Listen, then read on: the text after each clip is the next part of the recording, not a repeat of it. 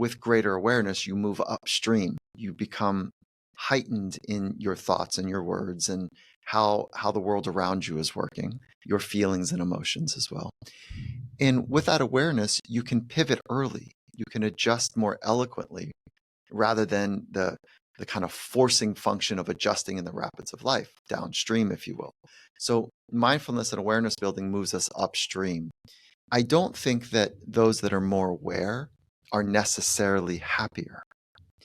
Those that are more aware are more connected to what actually is. So, Michael, I am so excited to be here with you today. I've been looking forward to this very, very much. I think I was just saying to you offline there just how much your work has impacted me. And I'm just absolutely thrilled to be able to share it with my listeners. So, firstly, welcome to the show. Oh, so thank you for including me and thank you for the kind words already. I'm definitely looking forward to the conversation as well.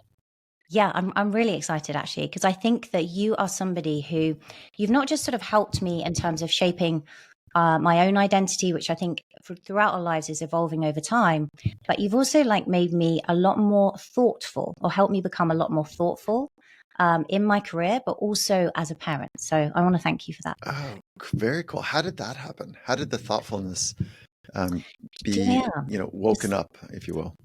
it's a great question, and I think it's a lot of the things you share around identity. And in fact, actually, I have an example before we get started just now in the car. I just picked my kids up from school and my daughter was sharing how they'd done swimming today and she was a little bit nervous this morning. She hasn't swum for a while all summer, but she's big on all her other sports and she's a gymnast. And she got in the car and she said to me, "Mummy, you're not going to believe it. Like today in swimming, I smashed it. I beat all the girls and all the boys."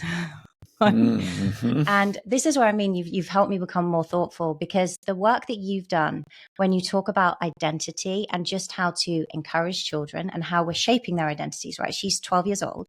And you share how a child sort of shapes their own identity between 12 and 18 and how it can lead to this FOPO, as you call it, fear of other people's opinions, if some of that identity is wrapped up with love. And that's some of what I want to talk to you about today, because Very cool. then I'm quite thoughtful because I'm thinking, how do I do this? Like I obviously adore and love my daughter, but this is like really incredible what you've done.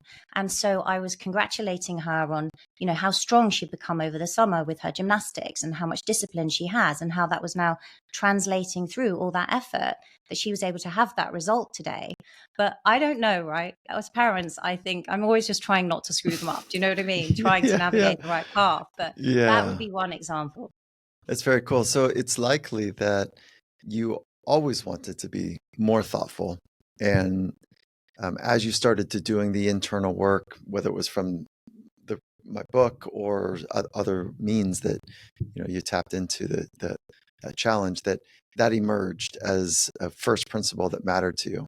And then I'm imagining that from that place, you started to be more consistent with it.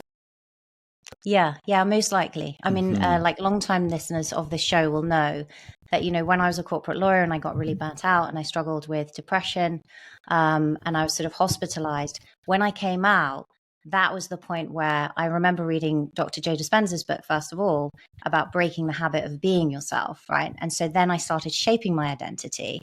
But in recent years, I very much focused this on like, who do I want to become or who am I in the process of becoming all the time? Yeah, that's very cool. You've really helped me do that. Very cool. So. Thank you. That's awesome. Yeah. Yes, exciting. So I guess the first place to kick off, right? Given that you are an expert in mastery, your podcast is Finding Mastery, is what is mastery? It's a really good question. It's very hard to articulate, and it evokes a feeling for most people. And the way that I like to describe it in a couple different ways. One, I'll give you a formal definition, but before that, it's more about the path.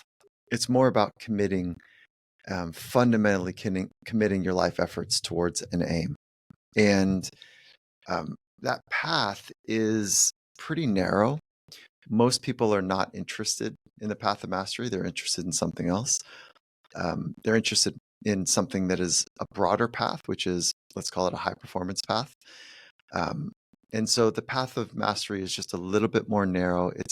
It's a bit more connected to the warm contours of life, as opposed to the sharp performance edges of high performance. There's a saying that it holds true for both high performance and mastery, is that game recognizes game.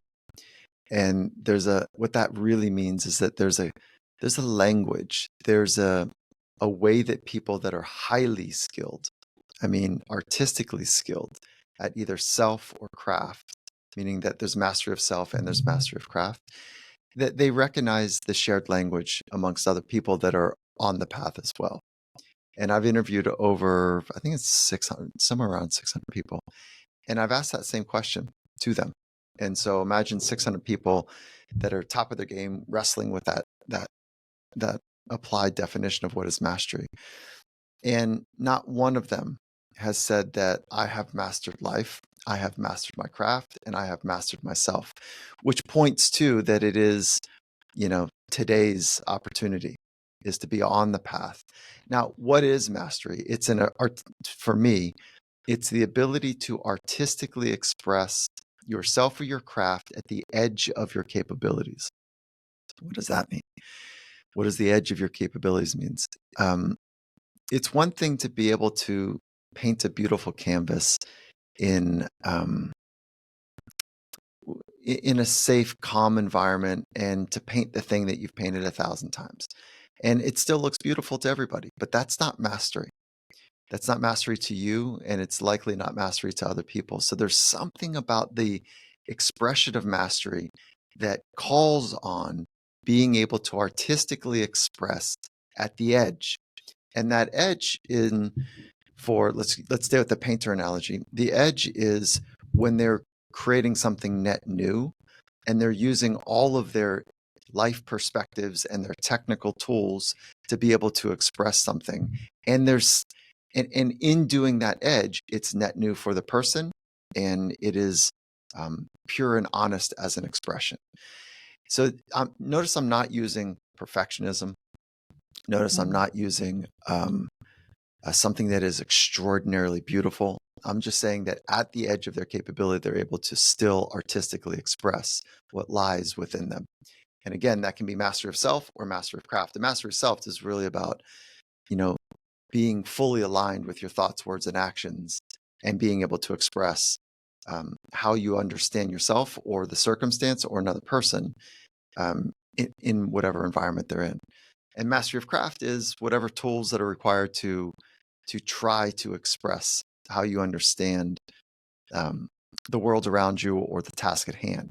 And so that's a very long, multidimensional answer. Some of it's fun, some of it's more intense, and I'll reduce it down to mastery is a fundamental commitment to be on the path towards insight and wisdom and artistic expression. I love that. And it sounds like it is a process, right? Because you're always evolving as part of that, because the edge is always moving, which actually keeps it very interesting, I think, and fun. I cut my teeth. So I did all the formal training, PhD in psychology, classically trained, and then a specialization in sport and performance, and a subspecialty, if there was such a thing, in consequential environments. And what those consequential environments taught me is that the people that are operating in environments of danger, where there's real physical risk involved for most of them, is that when they get better at a skill, it also impacts the curve of risk. So as somebody gets better at something, to get that same edge experience, that same unlock, they have to do something that's even more risky. And so, yes, there's an aliveness to it, and there's a real danger for some people. So I just want to kind of hold that space that it's not always exciting. Sometimes there's like dire consequences right on the other side of it. Because there's risk involved. And yes, when we look at mastery of craft, first of all, I remember having a conversation with Stephen Kotler around flow. The way you're describing it sounds like when you are on that edge and you feel you're kind of coming up against that own mastery, that you're likely to feel more in flow. He talks about the challenge skills ratio and the kind of neurochemicals that are released. Would you describe it as being the feeling of it as being like that? Not necessarily. Sometimes being in the grubby part of trying to get to that freedom place, that, athletes call it being in the zone, musicians call it being in the pocket. The science term is flow state, but like not always. You can get to something that is quite extraordinary inside of that grubby feeling if you have the mechanics to understand how to increase, even by 1 or 2%, the frequency of you being in flow state. There is a learning arc and a curve and an expressive arc and curve that is meaningful. And so, but it's not always the case. I doubt that you would say, or I would say, that Michelangelo painted everything in flow, even though he was what we would consider to be a master of craft. I don't think he was in flow most of the time. I think it was hard, and I think it was grubby, and I think he made plenty of mistakes and of course corrected.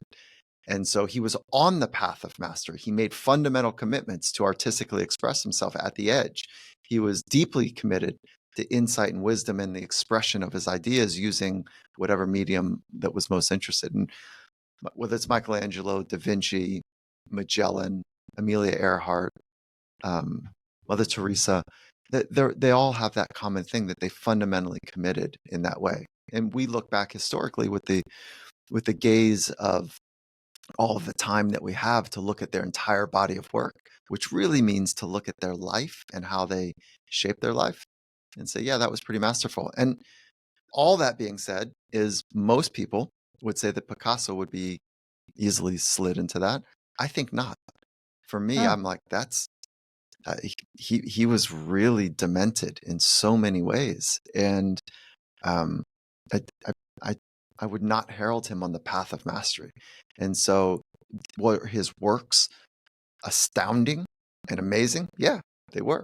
But I would not. I mean, and I think the listener might want to go check out what I mean about how he treated women and how he treated people, the subjects of his art.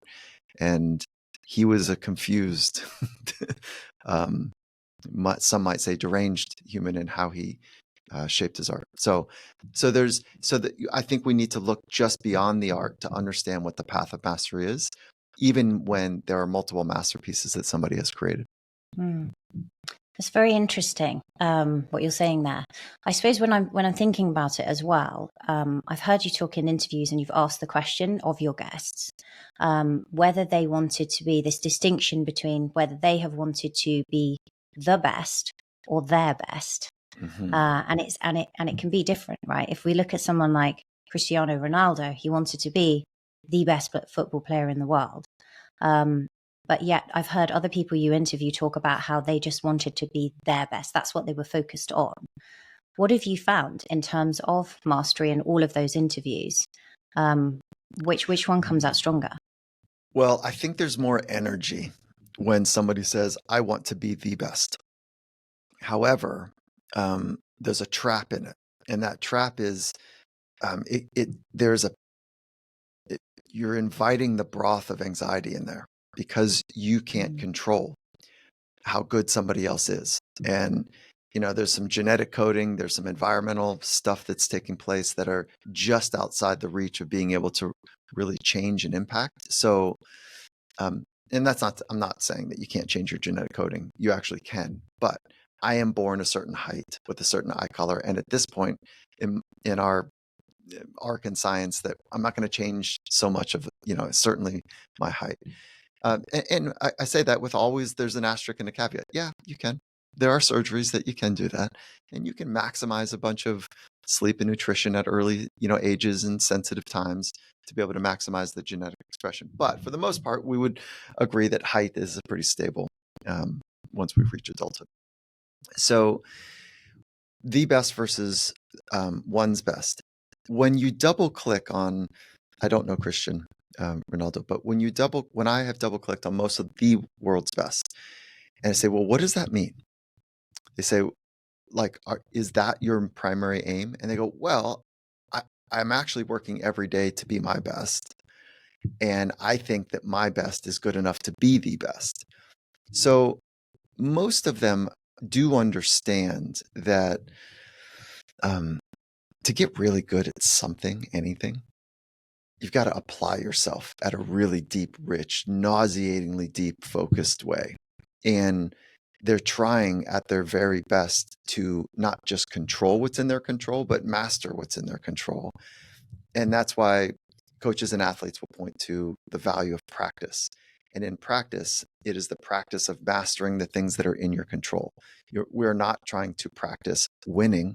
Winning is outside of our control. We're not trying to practice being at the top of the leaderboard. That's outside of our control. We're trying to, in a nauseatingly deep, focused way, get right down to the essence of mastering the things that are in our control. And there's only a handful of them. And so that shared language amongst world's best tends to sound more similar again than dissimilar. But I want to back up to what I said originally, is that there's a lot of energy that comes with, I want to be the best. But the real work is like grinding down to the nuanced details of how to fine tune or unlock how I'm able to get better at something. And that is controllable. And that is the day-to-day, minute-to-minute arc of trying to be my very best right now. And I asked a NASA trained astronaut, I think he's the best of us. He's got all the right character traits. He's MIT trained. I mean, I think he is the best of us. And I said, what does it mean to be your very best? And he says, oh, it's all of these tiny little micro choices that I make throughout the day. And I'm just trying to be aware of the micro choices to line up in a way that I'm choosing to be just a little bit better than what I could be, or that I was, previously. And what is that like? That's as concrete as if you have an apple and an apple pie. We know what the health choice is. And we know that when we eat the apple pie, we feel good for a little bit, and it's wonderful. And it's much more satisfying in that pleasurable way than the apple. But afterwards, there's also, for most people, like an insulin crash, and there's a second arrow, if you will, to the experience. And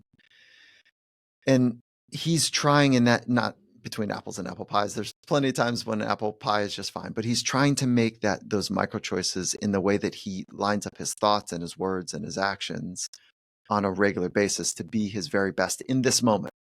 And that's how he unpacked the idea of being his very best. Which I love, because it makes it accessible, right? Which you do actually as well in the book. I did your exercise of drawing out the two circles of what's in my control and what isn't in my control. And I would definitely encourage everyone listening to this to do it. And it's really interesting because as soon as you do that, and it's like a donut, right? So you have the bigger circle as you describe, and then the center one. And you realize pretty quickly, as you put in the book, that you can only control your attention, your thoughts, your words, your actions. I was thinking about my mindset. Then I was looking, can I control my health to a degree, but only with these micro choices that you were describing there, right? The difference between the apple pie. And then I was looking at the things outside, right? My children, different things that people might think about. And it's interesting because when we look at, I know that if we look at Dr. David Hawkins' work, for example, and he looks at vibration, right, and energy, that where you sort of calibrate, and that you really only, and his work on power versus force, that you have power when you get to the level of courage. But then it increases as you get to kind of neutrality and willingness and acceptance and beyond. And all of the things that are outside of our control in that outer circle actually calibrate at the level of fear, where we don't have control. And so when you then bring yourself back and you talk about mindfulness in the book to that present moment that you were describing there, the fear goes away, right? It's just that generous present moment. Yeah, I think mindfulness is, so you're bringing up two what I would consider foundational principles. One is being very aware and practicing at being great with the things that you ultimately get to control. That's what puts you in a position of having better leverage in happiness, better leverage for outputs, whatever it might be, better leverage for feeling the way you want to feel in life. And happiness is not the end all be all. So I want to open that up a little bit. The second principle is awareness. And mindfulness is the practice of becoming more aware. And without awareness, it's like we're constantly getting thrashed around by the rapids of life.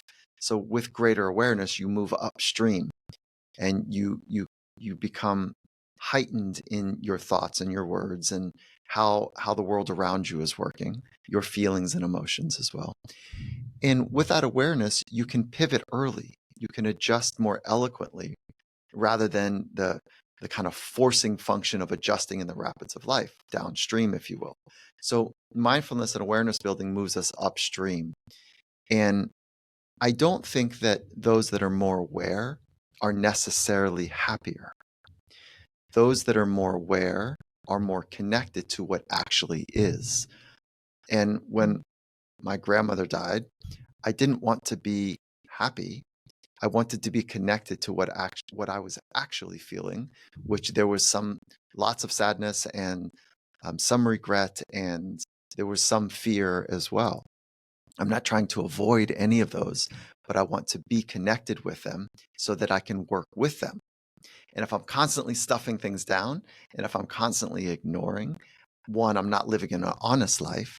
And that stuff finds its way out. And so, humans are not these vaults of emotions. And, when we push things down or ignore things, it's kind of like shoving another, I don't know, dirty piece of clothing into your closet. Like eventually it gets overwhelming, and it's a mess, and it just wants to kind of fall its way out. So I just think that that I'm not interested in just living a happy life. I'm interested in a life where I'm getting down into the truth of what is, and then from that place, I I don't need to be scared. It's actually I don't need to be anxious. Sorry, this is actually the condition that is taking place right now. And mindfulness is such a powerful practice. It's been around 2,600 years in the laboratory. The research that's moving forward is incredible. I'm happy to list some of those findings, but more than anything, it helps you stay connected to the present moment just a little bit better, just a little bit more. It's a practice of increasing awareness so that you can be in the present moment.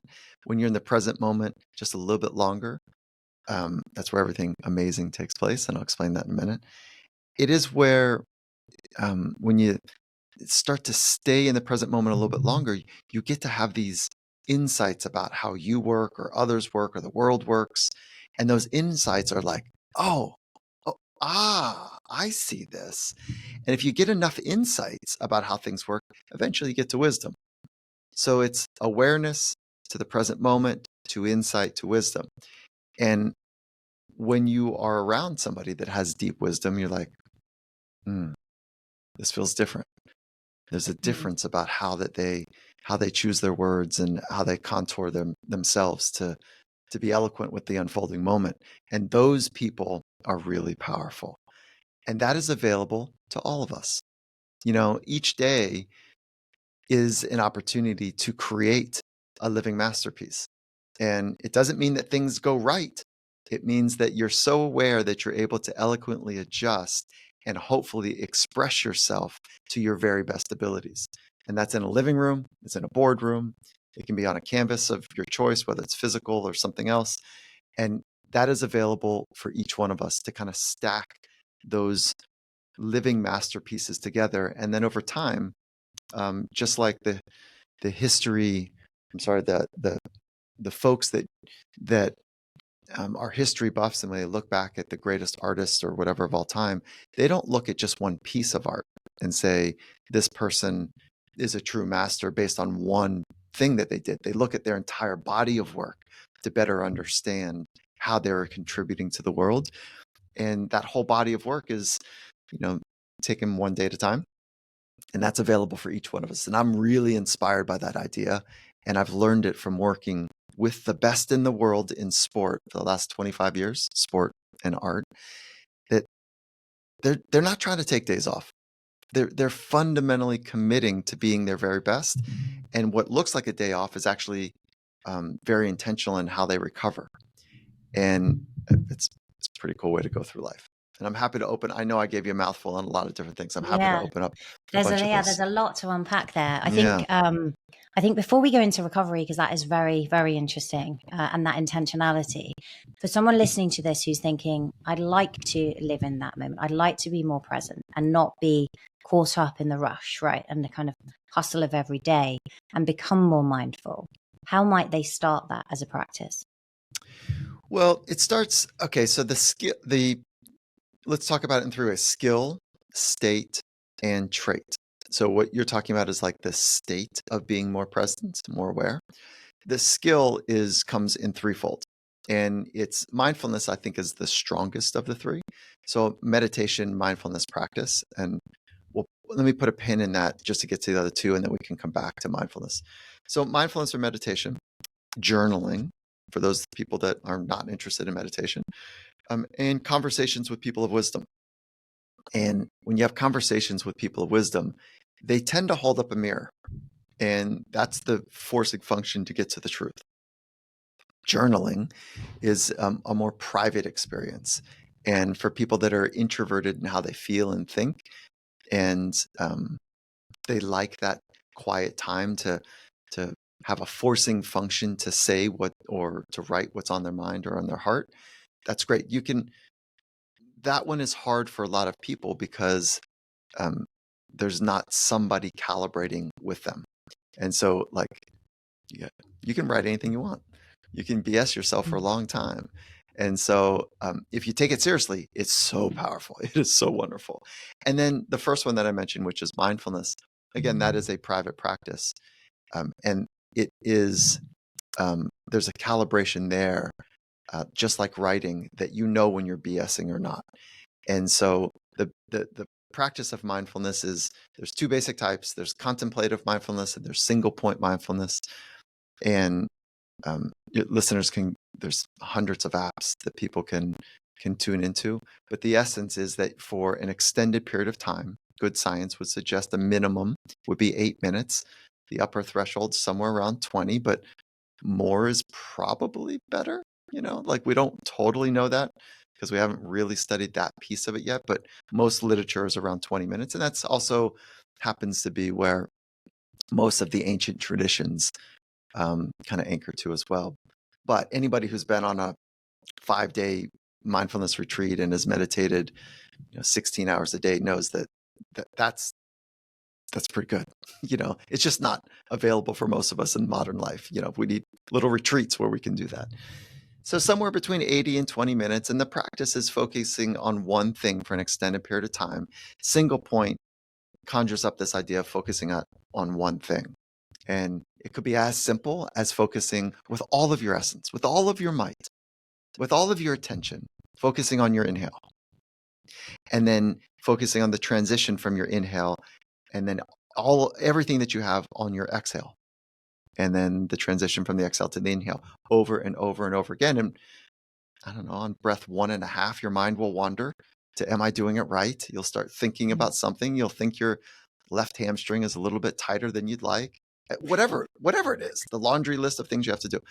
And then in that moment, when you're aware that your mind has wandered, you're in it. That's the gold. The gold is like, I'm aware that I'm not where I wanted my attention to be. And then you just gently or quickly or swiftly guide your mind back to the one thing, the next inhale.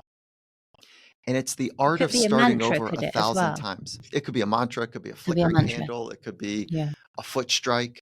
If you're, doing meditative walking is like really slow. People want to think that they can stack like running and meditating. It's not quite how it works. I mean, there's some type of gold dust from that, but that's not where the gold really is. So anyways, that single point, I would start there. And again, there's hundreds of apps, that can serve you as well. And I'm happy, like I've recorded thousands of meditations. I'm happy to send your listeners a meditation that. That would be amazing. And then we can link to those in the show notes. That would be amazing. Thank you. And people can get started, because I do think, and as you say, it's a little bit like yoga, right? It's a daily practice. Yeah, sorry to interrupt, there's a delay. I'm not pitching an app that I have. Like I've recorded hundreds of them for clients and thousands of them. So I'm happy to share something that might be fun. That would be amazing. That's very generous of you. Thank you. One of the other things I guess I want to speak to you about there was identity. We sort of touched on it a little bit earlier, because it's so important. And you talk about the difference between and the dangers, I guess, of a performance identity versus, say, for example, an occupational identity and other forms. Can you speak a little bit around identity? I know that, like, there's a great quote from Tim Grover, right? In order to have what you really want, you must first be who you really are. And I think it's something that people struggle a little bit with, of, this question of, who am I? What is my identity? And how do I constantly evolve and sort of step into that future version of me? How would you define identity? Well, identity, it's really good. I mean, you inherently understand it based on what you've shared with me on your life arc. So you really understand identity. The best way to think about identity is that it's the way that you describe who you are. And so do you dawn on role? Do you dawn position in life? Do you dawn, meaning like, do you wear your role and that's how you see your identity, or your position in life? Or is it the status? Or is it more character, value driven? Is it more of a community orientation as opposed to, a single entity? There's lots of ways to look at how you describe who you are. And it's the thing, like, so I live in Southern California, in the Los Angeles area in the United States. And, it's a pretty common question when you go to a cocktail party or an event, like, and you're meeting somebody, oh, what do you do? And that question it's begging you to identify yourself. And so do you go straight to your role, which is what most people do? And that then becomes this, in our ancient brains, some sort of status symbol. They're trying to sort out, like, is there a likeness in how we think? Is there a pecking order in how, we sit in this conversation? Oftentimes money is quickly snapped to profession and role. So there's like this way that we have orientated even the most beginnings of handshakes, trying to figure out who another person is based on what they do. So our culture in the West is obsessed with performance. And it would make perfect sense that as young people, we would be naturally inclined to develop a performance-based identity. And a performance-based identity is I am what I do and how well I do it, and how well I do it relative to how well you do it. And so, I mean, it's complicated, and you can understand, I think, quite easily the logic behind how our culture would create performance-based beings. And it, the US certainly is kind of built, on that ambition. It serves in some ways, and it's also really problematic in other ways. And I just highlighted, I think, the pros and cons to a performance-based identity versus a purpose-based identity. And of course, I'm going to advocate to a purpose-based identity more than a performance-based, but there are some benefits to a performance-based identity. You can get really good at something when your entire identity is fused with the thing that you want to do well. And it's because that identity piece, our brain is remarkable, and there's no real redundancies in the brain. There's not a little section in the brain that says this is for anxiety for, like, performance, and this is like anxiety for, like, being killed later, or like or running out of food, or not having shelter. And so it's all kind of the same thing. And our identity, when our identity is related to over-indexed on our performance, when we go to perform something, it's as if our entire life is at stake, because the redundancies in the brain that I'm speaking about.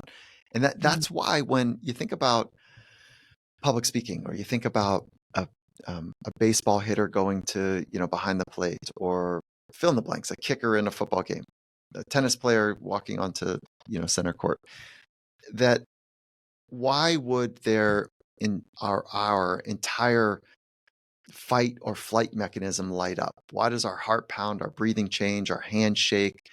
Why do we start, I'm getting cotton mouth. Why does all that happen? Because there's nothing where our physical being is likely to be at risk, which is the origin of the fight, flight, freeze mechanism, is to help us survive the wildebeest and the warring tribes. But just walking on center court, what's at risk is our identity.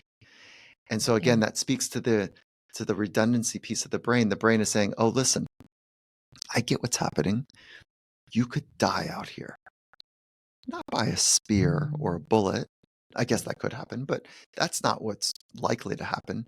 But your entire image is at stake. Your identity is at stake. So I don't know what to do with that, because you've collapsed identity with life essence, and there's a lot happening here. So I'm just going to start beating this system up. I'm going to start having your heartbeat, your lungs change. I'm going to get this adrenaline coursing, which is actually counterintuitive at some level to being able to perform your very best. It's facilitative to a point, but it's debilitative at another point. So there's a lot of intricacies in the human experience, and it's so personal.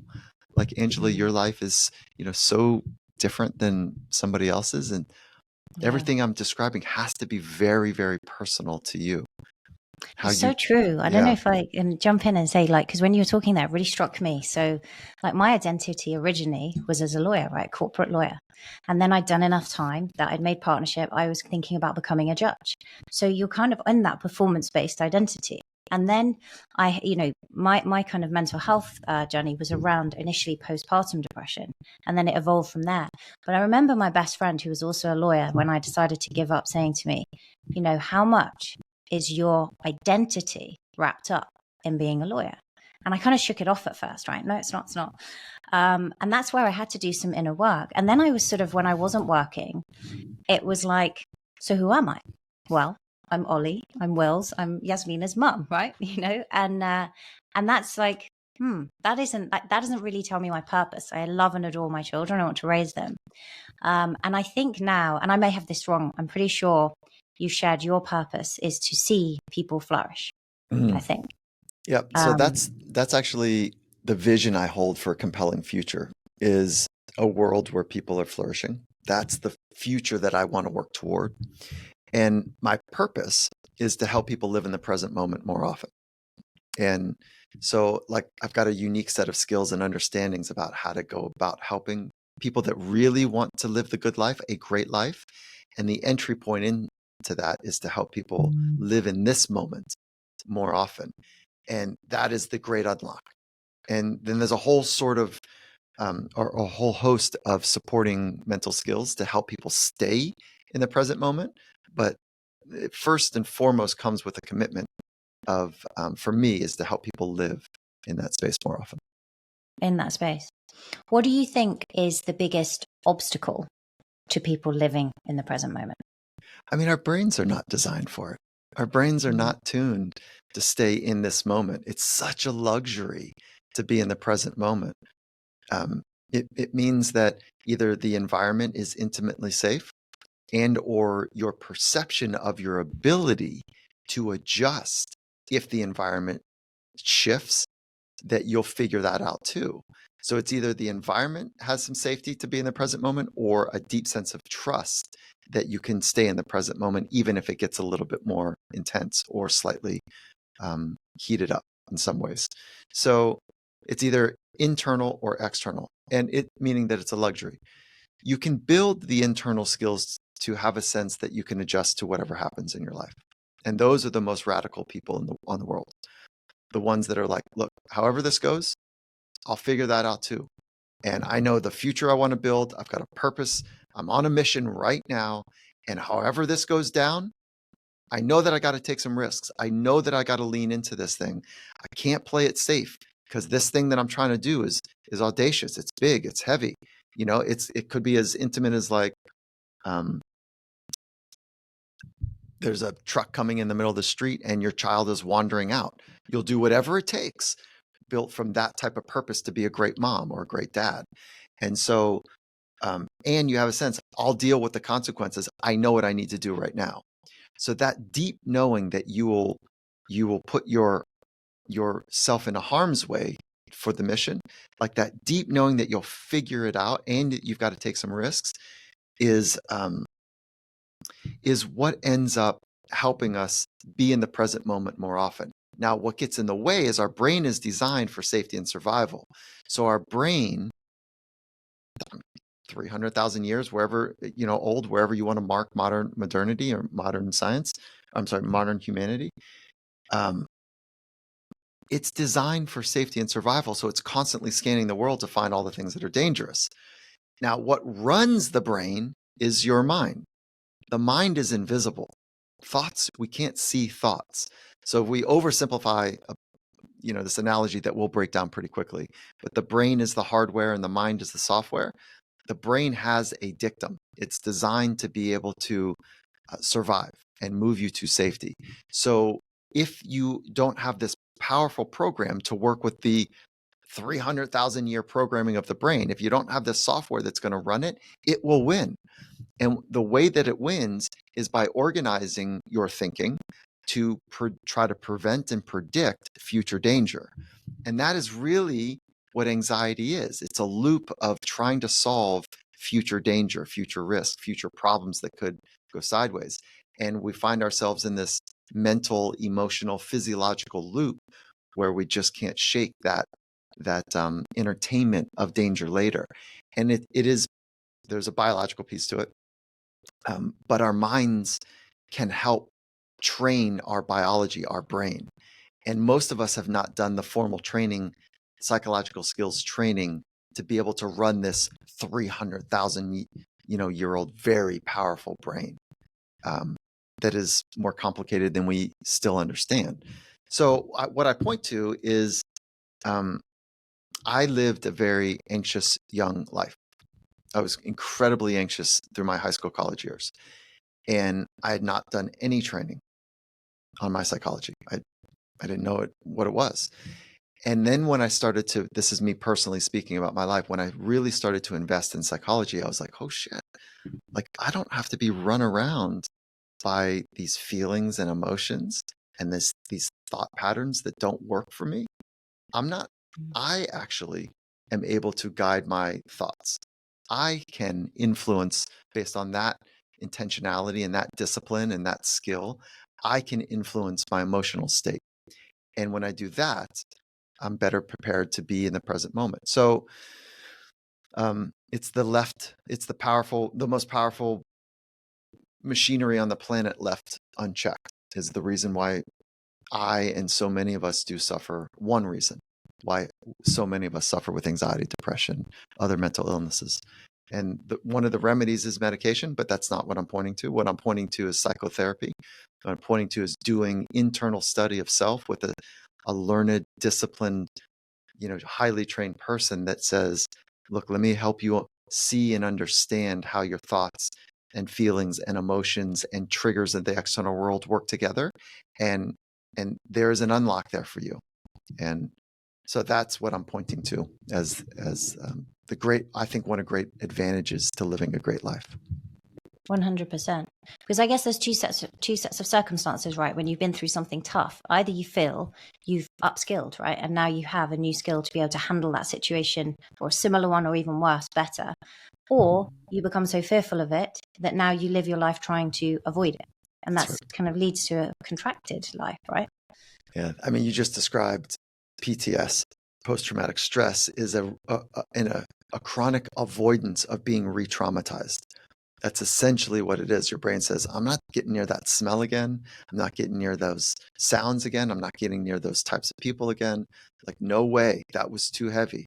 And that was not something that one should repeat. So it's a chronic re-avoidance of the stimulus that you've paired with trauma, which is at one level really smart, really healthy. But when it becomes chronic and constricting in the ability to feel a sense of freedom in life, it becomes a disordered way of going through life. One of the key things in the book, in fact, it's the title of the book, right, is this FOPO. The first rule of mastery is to stop worrying about what other people think, fear of what other people think. And it's really interesting, isn't it? Because when you first look at that, you can kind of sort of say to yourself, no, I don't really care. I don't really care, except that you do, right? And that's when you start to realize. And you make an interesting point. I think that as people evolve up, right, they get more preeminent in their field or wherever they're leading, that actually the fear of other people's opinion escalates. And I've certainly noticed this with people I work with. And I think one of the things you mentioned actually is for us to just think less about ourselves in a way. But there's something you describe in the book as the spotlight effect. Can you explain that? I think it definitely helps people sort of calm down. Not everyone is thinking about you. Yeah, I mean, the spotlight effect is something that, is really fun to think through, and it comes out of good research. And so I do want to share the research with you, but first I want to just say that I loved your insight that when you read the subtitle of the book, "Stop Worrying About What People Think of You." Um, why is that the first rule of mastery? Like, that's not for me. So two things took place. One is I wrote about this phenomena that I experienced, like this over-indexing on thinking about how people were thinking about me for much of my life. And the reason I wanted to write about it is because as I started working with world's best, whether it would be in football or basketball or business or the arts, they were talking in a private setting about the same thing I was doing, which was like, I didn't want to let people down. Definitely didn't want to look stupid. I just wanted to do like my very best or be the best in something that would help me like be okay. And so as I started to unpack it, I was like, oh, I suffer from that way of thinking. You suffer from that. Wait, hold on. There's something here. So I wrote this thoughtful 3-piece article and I submitted it to Harvard Business Review. And they called me 12 months later and they said, hey, you know that piece that you wrote? It was the #1 downloaded article for the last 12 months in a row. You hit a nerve. So yeah, so there's a nerve about that that idea that we're obsessed with how people are seeing us. And so when they asked me to write a book on it, I said, oh my goodness, like I just wanted to write an article. I'm not ready for a book. I didn't know the research that I would stand on. There are plenty of stories, but I didn't have the right research. So as I started digging to step into the challenge of writing more formally about it, I came across some work, and it was in early 2000s where this work was published. And it was Professor Gilovich out of Cornell. And what he did is he had this fun experiment, and he had, I think it was about 100 college students, and they entered a room with all of their peers. Now, one of them was, pulled aside, and they did this a bunch of times, and they ran this experiment a bunch of times.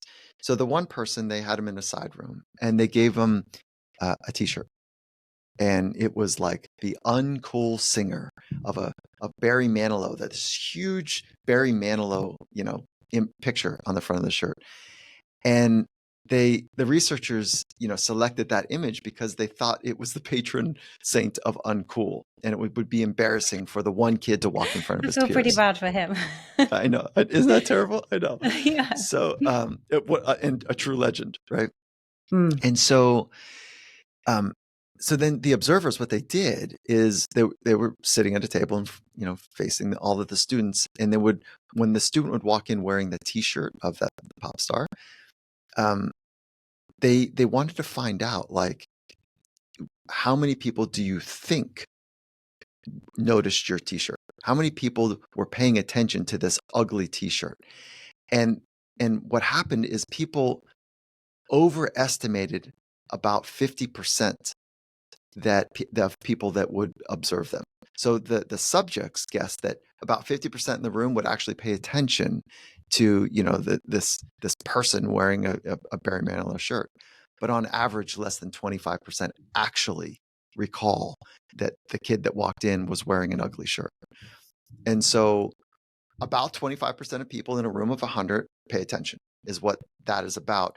But the more important part is that somebody wearing something that seems to be embarrassing or ugly thought that 50% would. So that's a big unlock. We think that we have a spotlight on us, that half of the rooms that we're in are paying attention to us, when actually less than a quarter are. And so Professor Gilovich dubbed the experiment the spotlight effect, because we walk around thinking that we're under a spotlight. So I think that you're paying attention to me. You think that I'm paying attention to you, when actually I'm paying more attention. 75% of people, at least, are paying more attention to themselves. Does Angela think that what I'm saying is working? Does Angela think that is she thinking that I have a hair out of place, or that I have food in my teeth, or that, right? So most of us are more indexed on how we're presenting and thinking about what somebody's thinking of us than is actually taking place ever in life. And so it doesn't mean it's not happening. There are people that are paying attention. And of that 25% in this room, they didn't follow on to the second part of the study, which was how many of that 25% were aggressively critiquing, the ugly shirt and the person wearing the ugly shirt. We don't know that. But I don't know. I don't. What do you think that intuitively, if the findings would be for that 25% that actually saw you wearing a Barry Manilow shirt, would be critiquing you or critiquing the shirt, as opposed to just observing? Yeah, which is an even smaller number. It's interesting because I wonder, like, how much this feeds into procrastination. Because when I was reading your book, I had a big opportunity that has come my way, and I sort of put it off a little bit in my mind. That's going to happen, I don't know, Q whatever, right, this year, and then I sort of put it off, and there's an element of procrastination while it's still something I need to do or have to do, right? It's not, I'm not going to say perfect, but it can remain in its ideal form in my imagination until I commit to actually doing it. And so I was wondering, I just kind of read it with some curiosity, thinking, how much is this actually playing into this? How much, yes, I have 3 kids, 2 businesses, all these things, and I don't have a lot of free time. But how much is that of me being truthful with myself versus how much am I putting this off? And it's very interesting, right? Yeah, I that's a really good insight. I did not have that insight when I wrote that chapter. And it's a really good insight, because perfectionism is a form of anxiety. And if you can not do something, it's perfect. Yeah, and exactly. it sits with the idea that, like, better to not open your mouth and confirm all doubt that you're, the village idiot, if you will. So then people get tongue tied and they don't say anything because they don't want somebody to think less of them. And that's the essence of FOPO. It's this underlying invisible filter for how we choose to conduct ourselves. And it's built on this idea that it's this anticipatory mechanism that I don't want to blow it. And it's this unproductive obsession that I need to be okay in the eyes of other people. And because rejection 300,000 years ago was a near-death sentence. If you and I were in a tribe and we were responsible for, I don't know, hunting or gathering or doing something, right? Building a house or teepees or something. And we constantly did or consistently did a shoddy job. At some point, the elders would come and say, hey, listen, Angela, Mike, we're going to give you one more shot. You got to tighten up now. Like, we're counting on you and people are counting on you, and it's not good enough. And if we come back with another shoddy job, the elders at that point might say, listen, you're a liability. You're on your own. That means that you and I, and maybe 2 or other people go with us, that we have to fend and forge, and we have to build and protect, and we have to do all of it by ourselves, and the wild is too wild. So what our brains figured out is that belonging is safety. Now, it's not necessarily the case right now in modern life. There's some of that for sure, but not to the point of how obsessive our brains are of checking other people to see if we're okay, because rejection was a death sentence or near death sentence. And in modern day, our brains haven't changed that much that when somebody rejects us, what do we say? It hurts. It's devastating. And it's just touching an ancient brain. And so if somebody's listening, they're like, I still don't think that that's for me. I don't think I check it enough.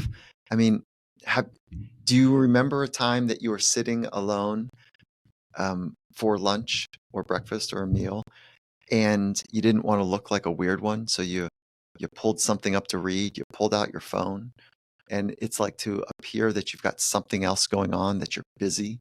That's FOPO. That's Yeah, yeah, FOPO is it's true. laughing at a joke that you don't find funny. FOPO is Mm. pretending that you know the lyrics to a song when you don't really know it. FOPO is not leaving the office when you're done with your work for today because the boss is still there. It's the fear of somebody else's opinion. It's not going to your reunion because, I don't know, you don't want people to judge you or think that you haven't made it in life. There's so many different ways to think about how FOPO comes forward, but it is like this worry: am I okay in the eyes of others? And our kids definitely have it. And for fun, Angela, if the listener wants to just take a free assessment, we built one out of curiosity to see if we can find some trends. So it's a kind of a bit of a research project, but it's not a formal research project. You can get it on our website. It's findingmastery.com / I think it's FOPO assessment is the way to it. But you can find it there, and we had some fun with it. We built a. And you can take. Do you get a score of your Yeah, FOPO score? yeah, and we had fun with that because, like, I don't know, we did low FOPO, moderate FOPO, high FOPO, and then we wrote up what we think, like, I don't know. Yeah. Low FOPO is a little bit like a dolphin. They're really curious, engaged, and open. There's a freedom. But like high FOPO, it's a little bit like a gazelle. Like highly alert, constantly tuned. Like, is the world safe? Am I okay? So we had a little bit of fun with it. But I think it's something that your listener might want to check out. Yeah, for sure. We'll link to that in the show notes. And you were Thank you. talking as well about some skills like people can learn, right? They can learn. Now, you mentioned a therapist. Are there also things that you have available that people can connect with you on, or resources that you can share, courses that they can take to really start to understand themselves and do that work around identity? Yeah, what we've identified, what we think are the 5 most important factors for living a high performance life of mastery, if you will.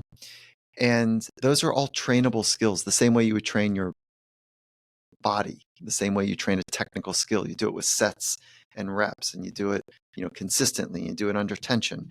So we built what I think is a really important course for people to take, which is all of the best practices to live your very best.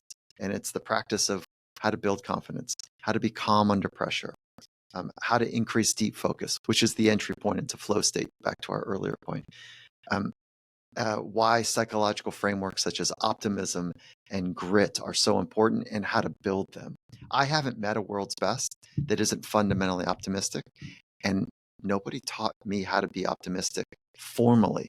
So we walk through formally how to do that. And there's a whole self-discovery process and best practices for recovery, as well as how to train mindfulness. So it's a good course. I feel really good about what our team built. And so that you can find that on the course as well. And I would love to give your audience a discount. And so maybe we figure out how to do that, and then you can put that in the show notes as well. Yeah, for sure. That would be amazing. And I love that we didn't get a chance to speak about it today, but the recovery is in there as well, because I think it's so important, right? You can't just be relentless all the time without the recovery. I was working in world sport for 25 years, and I popped into big business to see how the enterprise companies were doing it. I couldn't believe, like, the lack of attention to recovery. So this is the bell to ring. If you're feeling inspired but tired, if you feel a little overwhelmed, mindfulness and recovery would be the 2 best practices to invest in. So thank you for reminding me to bring it up again. I think it's so important, right? It definitely was disregarded in corporate law. You just kept going, right? Pulling all-nighters, weekends, until your kind of flat out deal is done. But then you've got to kind of pick yourself back up off the floor. It's not how the best in the world do it. It's not sustainable. No, as I learned. Thank you so much, Michael. I have enjoyed this so much. Angela, what a treat. Yeah, thank you. Oh, thank you. You shared so much wisdom. Like, it's just been incredible. So thank you for spending time with me and with our listeners today. And we will link to all of that in the show notes so people can connect with you. Where also can they find you on social media? Yeah, your Michael podcast. Please link Gervais. to it all. Yeah, Gervais is Michael Gervais. Gervais is spelled Gervais. That's the best way to do it. Awesome. Thank you.